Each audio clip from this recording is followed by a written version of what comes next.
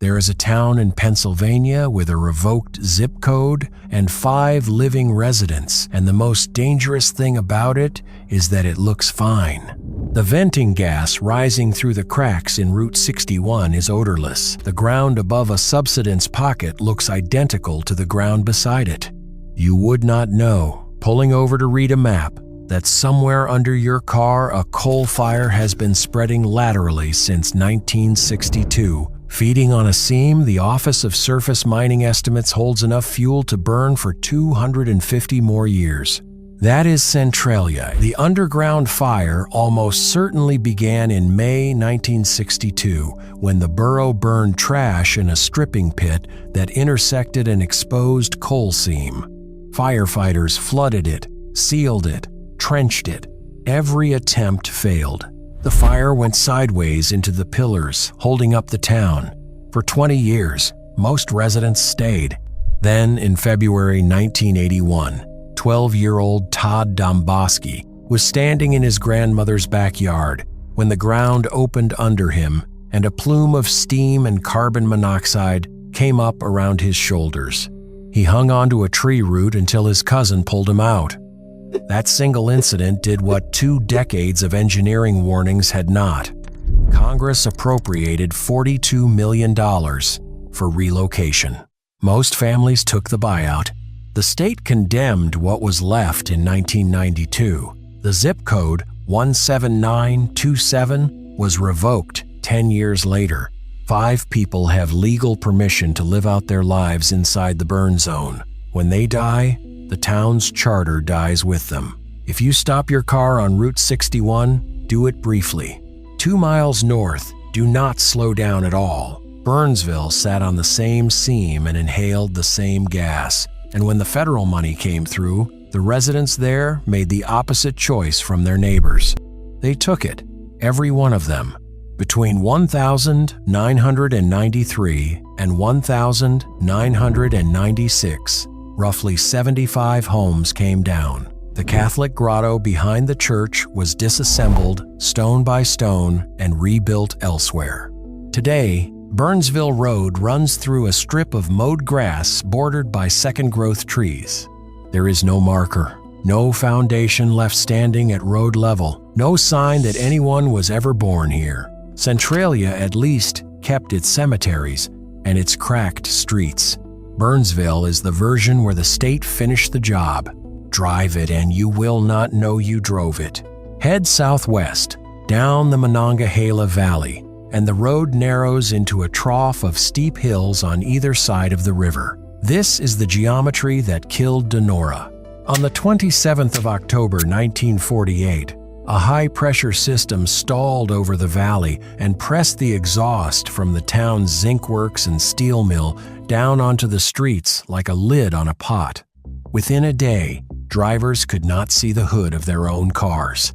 Within 2, high school football players were being helped off the field because they could not find the sidelines. By the time the rain broke the inversion on October 31st, 20 people were dead and roughly 7,000 out of a population of 14,000 were sick enough to seek care. The mill kept running for most of it. The Donora fluoride disaster, as it is sometimes called in the technical literature, is the reason the Federal Air Pollution Control Act of 1955 exists at all, and the reason the Clean Air Act of 1970 has the teeth it has. There is a small museum on McKean Avenue with a sign that reads, in dry understatement, "Clean air started here." What the sign does not say is that the town never got its people back. The current population is under 4,000. When you drive through, notice how many of the storefronts have handwritten paper in the windows instead of glass lettering. That is what a town looks like when its lungs never fully reinflated. Keep going into Potter County, and the road climbs into Hemlock Country. Above the little borough of Austin, in the woods north of town, something the size of a battleship is broken across the hillside. In 1909, the Bayless Pulp and Paper Company finished a concrete dam 540 feet long and 50 feet high to hold back water for its mill. The engineer of record filed concerns about the foundation. The company poured anyway. At 2:30 in the afternoon on the 30th of September 1911, after weeks of heavy rain, the dam sheared. A wall of water estimated at 30 feet high hit the town in about 11 minutes. 78 people are the confirmed dead.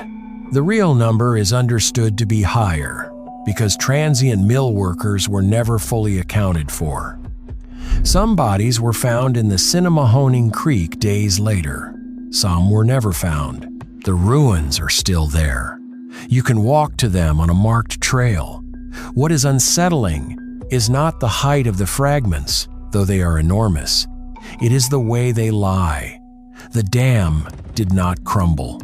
It came apart in pieces the size of freight cars, and those pieces are still tumbled across the slope, rebar bent outward, exactly where the water put them 114 years ago. Nothing has moved. The forest grew around them without being able to move them, now cut east into Luzerne County to a grid of streets that never carried traffic.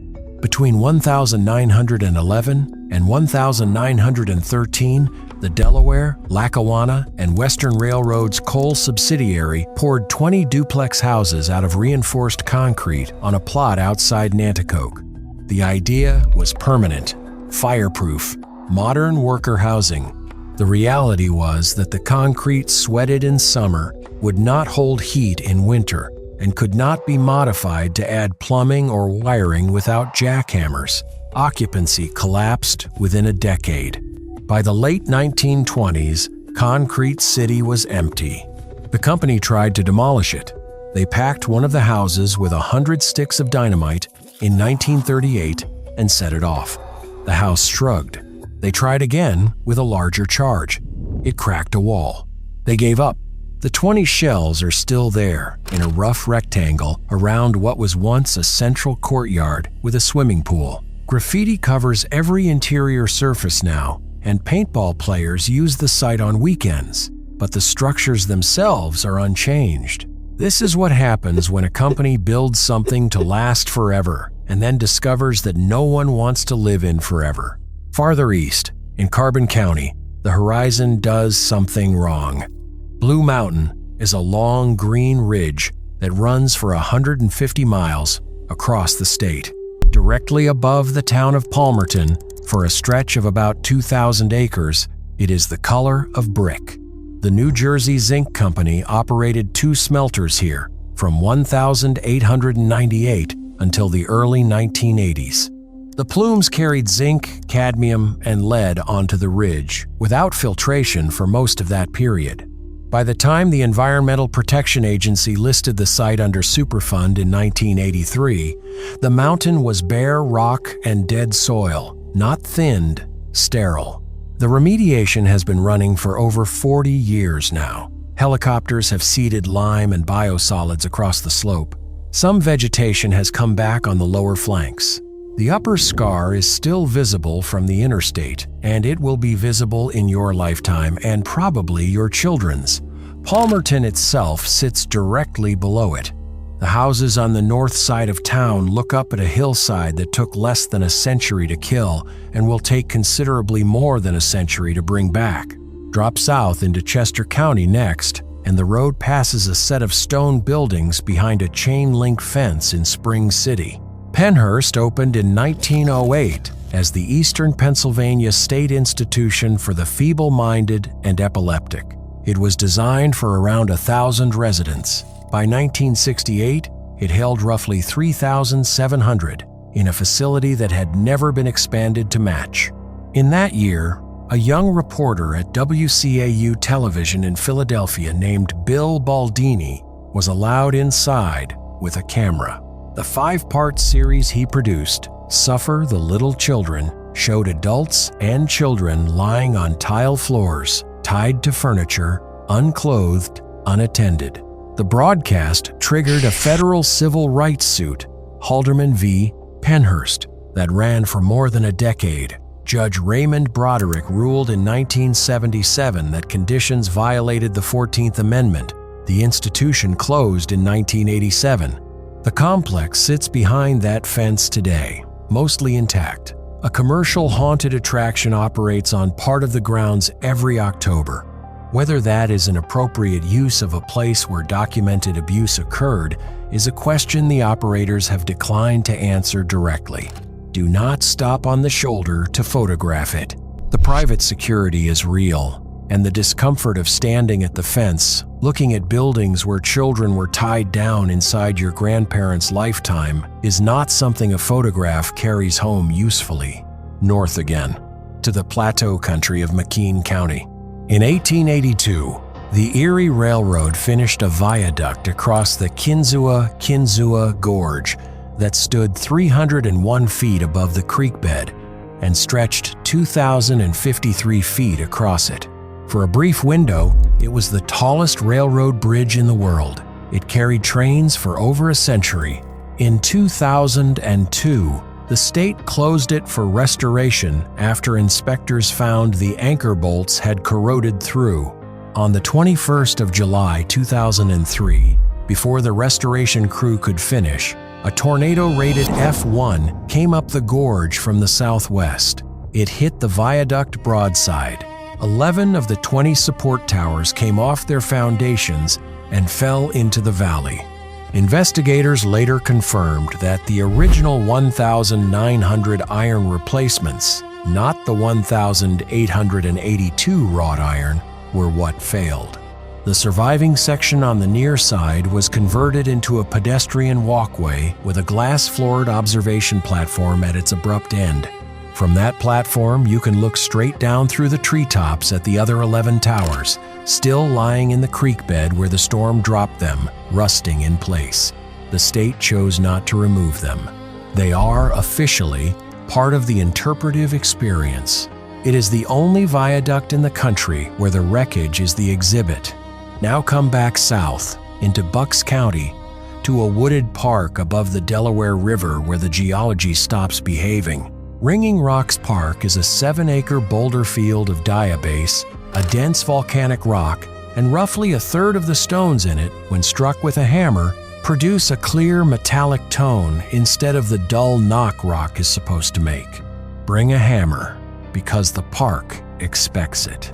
Visitors have been striking these stones since at least the 1890s. The current scientific explanation involves internal stress patterns left over from the slow cooling of the diabase around 200 million years ago, combined with iron content and the specific way the boulders sit above the ground, unsupported at their centers.